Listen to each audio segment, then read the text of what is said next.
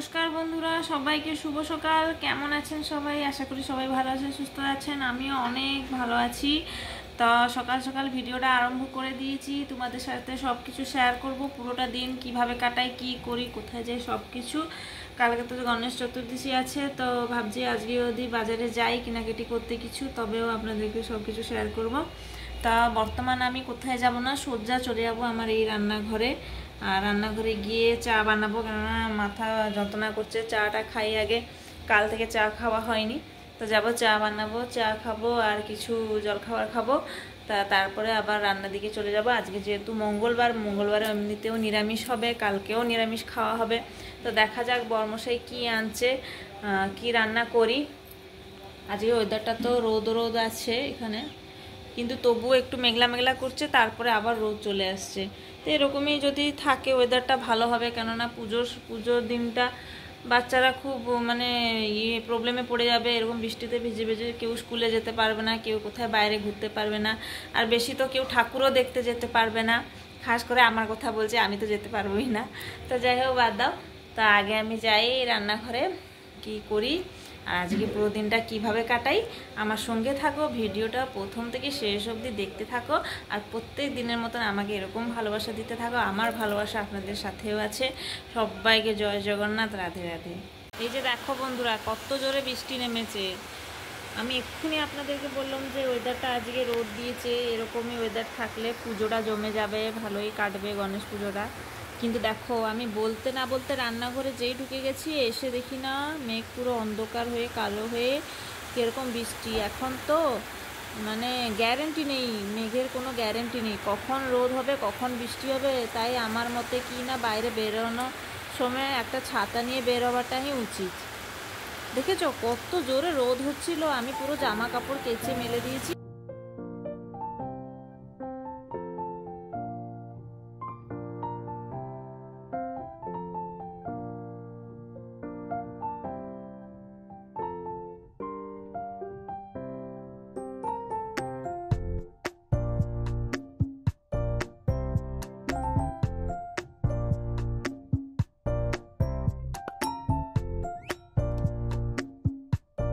তো বন্ধুরা, আমি এখন চলে এসেছি রান্নাঘরে চা বসাবো বলে। তখন তো বলে গেছিলাম চা বসাতে যাচ্ছি, কিন্তু দেখার সময় এত জোরে বৃষ্টি যে আমি জানলার ধারে দাঁড়িয়ে দেখছিলাম যে বৃষ্টি একটু থেমে গেলে জামা কাপড় মেলবো। যে জামা কাপড় মেলতে যাই, সেই ঝট করে বৃষ্টি নেমে আসে। তো যাই হোক, সকালে তো যা জলখাবার খাবার ছিল হয়ে গেল, তার আগে আমি আর কোনো ভিডিও করিনি। আর এখানে ভাতও হয়ে গেছে, ডাল বসিয়ে দিয়েছি। বড়মশাই অনেক দেরি করে এখানে শাক নিয়ে এসছে, আর ঘরে হচ্ছে আলু পেঁয়াজ কিচ্ছু ছিল না। এগুলো তো আসল জিনিস বলো, যেটা থাক না থাক, আলু থাকলে আলু সিদ্ধ ভাতও খাওয়া যায়। তো এইভাবে আমি যাবো, প্রথমে শাকটা কেটে নেব। তবে শাকটা কেটে নিয়ে ভালো করে ধুয়ে আরও জলে রেখে দিয়েছি, কেননা শাকে খুব মাটি ছিল, বেশি পরিমাণে মাটি ছিল, যেটা কি হাতে বালি বালি লাগছিল। তো ভাবলাম ভালো করে 2-3 বার ধুয়ে আবার জলে ভিজিয়ে রেখে দিলে এতটাও রান্না করার পরে মুখে বালি একদমই লাগবে না। তো এইভাবে আমি প্রথমে ডালে ফোড়ন দিব। ফোড়নে আমি বেশি কিছু রাখি না, এখানে 5 ফোড়ন একটু নিয়েছি, তার সাথে 2টো শুকনো লঙ্কা নিয়েছি। এইভাবে ডালটাকে ফোড়ন দিয়ে দিব। তারপরে শাকের ভাজাটা বসাবো। যখন আমি হরড় ডাল রান্না করি তো তখন হচ্ছে একটু পেঁয়াজ কুচি, তার সাথে একটু রসুন কুচি, এইসব দিয়ে আমি ডালে ফোড়ন দিই। কিন্তু যখন আর কোনো ডাল আমি ব্যবহার করি খাবার জন্য, তো ওর মধ্যে আমি কোনো পেঁয়াজ টিয়াজ দিই না। তা এখানে দেখো জানলার ধারে দিয়ে তোমাকে দেখাচ্ছি, এখন যে এমন দেখাচ্ছে মেঘটা, যেন কোনো বৃষ্টি তো দূরের কথা, আকাশে মেঘও ছিল না, মানে এমন ওয়েদারটা দিয়েছিল। তো আজকে তো আমি ভাবছি ভিডিওর 50% হবে শুধু ওয়েদারের দিকেই আমি দেখিয়েছি, কেননা আপনারাও জানতে থাকবেন যে পুরীতে কেমনভাবে ওয়েদারটা রয়েছে। তো যাই হোক, এখানে তোমাদের সঙ্গে গল্প করতে করতে এর মধ্যে আমার ডালটাও হয়ে গেছে। ডালটাকে এখন ফোড়ন দিয়ে দেওয়ার পর আমার মতন আমি শাকটাকে ভাজা করব। তো কেমন করে ভাজছি সেটা আপনাদের সঙ্গে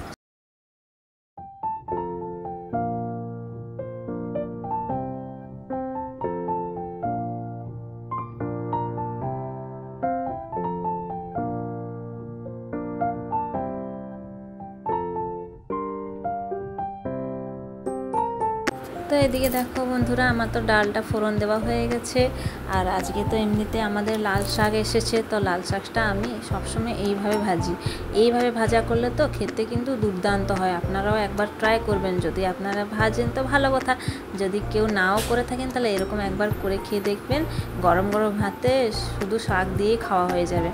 তো এখানে আমি অল্প একটুখানি সর্ষে নিয়েছি, আর 5 ফোড়ন দিলাম না, কেননা ওর মধ্যে মেথি থাকে। মেথি যে যতটুকু আমি জানি ওটা মুখে লাগলে একটু তেতো লাগে, তো তাই জন্য 5 ফোড়নটা আমি দিইনি, শুধু একটু সর্ষে দিয়ে গোটা কয়েকটা রসুন কলা আর হচ্ছে একটা বড় সাইজের পেঁয়াজ, এটাকে ভালো করে কুচি কুচি করে কেটে নিয়েছি। তো এইভাবে তেলে ভাজা করছি। একটু হালকা একটু পেঁয়াজ লাল হয়ে গেলে, বেশি দরকার নেই, হালকা একটু লাল তো বলা যাবে না, একটু নরম নরম হয়ে গেলে তখনই এর মধ্যে শাকটাকে দিয়ে দিতে হবে।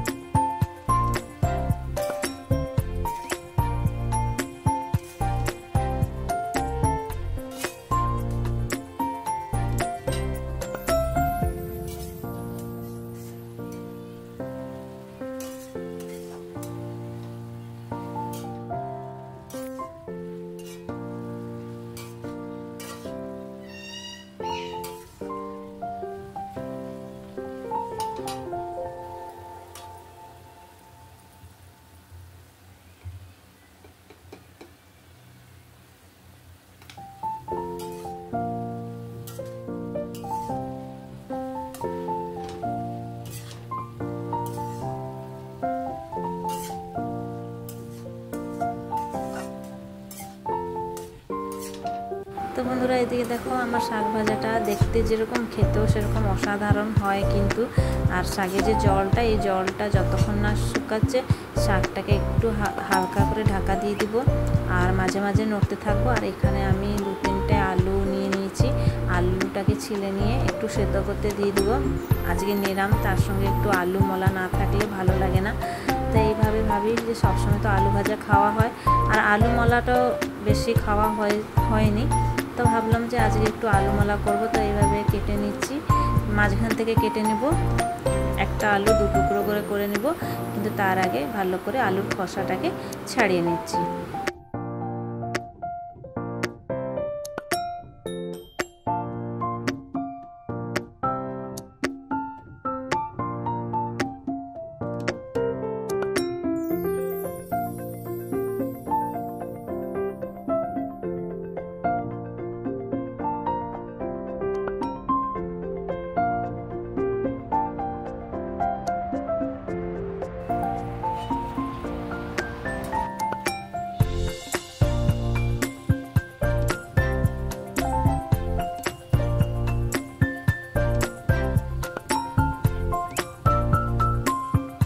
এদিকে দেখো আমার ডাল হয়ে গেছে, যেটাকে আমি প্রেসার কুকারে রেখে দিয়েছি। আর এখানে আলুটা সিদ্ধ বসিয়ে দিয়েছি। প্লিজ কেউ হাসবে না, আসলে কি না কম আলু ছিল, তো ভাবলাম যে প্রেসার কুকারে ডালটা আছে আর ডালটা কেন অন্য জায়গায় বের করব, তাই ভাবলাম যে সসপ্যানে বসিয়ে দিই, তাড়াতাড়িও সেদ্ধ হয়ে যাবে। তারপরে একটু বাইরে গিয়ে দেখি না ওয়েদারটা খুব সুন্দর হয়ে এসছে। আর এখানে মেয়েকে আর আমার বরমশাইকে খেতে দিয়ে দিয়েছি। আর আমার দেখো হাতে কি অবস্থা, আসলে কি হয়েছে, এদেরকে খিদে পেয়েছে, তাই আমি ভাবলাম আলুটাকে মলা করব। তো এইভাবে মলা করতে গিয়ে আলুটা বেশ গরম ছিল, তাই হাতে চাকা লেগে গেছে। এরকম কোনো দিন হয়নি, হয় ভাতে ফ্যান গড়ানোর সময় একটু হাতে পড়ে যায়, তো এরকম হাতের মধ্যেখানে এরকম কোনো দিনও হয়নি। অনেক জ্বালা করছিল হাতটা, মানে কি আর বলবো, আমার মানে সীমা বাইরে যেটা বলা যায়, এত জোরে কষ্ট লাগছিল। তো যাই হোক, কিছুক্ষণ জলে ভিজিয়ে রাখার পরে হাতটা ভালো লাগলো। তাই এখন আমরা চলে এসেছি সন্ধেবেলার দিকে। এখন একটু বাজারের দিকে যাব, কেননা সকাল হলেই পুজো, গণেশ পুজো। তো মেয়ের জন্য জামা কেনার ছিল, ও সকালে স্কুলে যাবে অঞ্জলি দিতে। তো তাই জন্য বরমশাই আমি মেয়ে করে তিনজনেই বেরিয়ে পড়েছি বাজারে যাওয়ার জন্য। আর বাজারে তো প্রচুর ভিড়, তাই জন্য আর কেনাকাটির সময় কোনো ভিডিও বানাইনি। এই রাস্তায় যাতায়াত করার সময় যা একটু একটু করে ভিডিও বানিয়েছি। তো চলো আগে বাজারে যাওয়া যাক, তারপরে আপনাদের সঙ্গে দেখা হচ্ছে।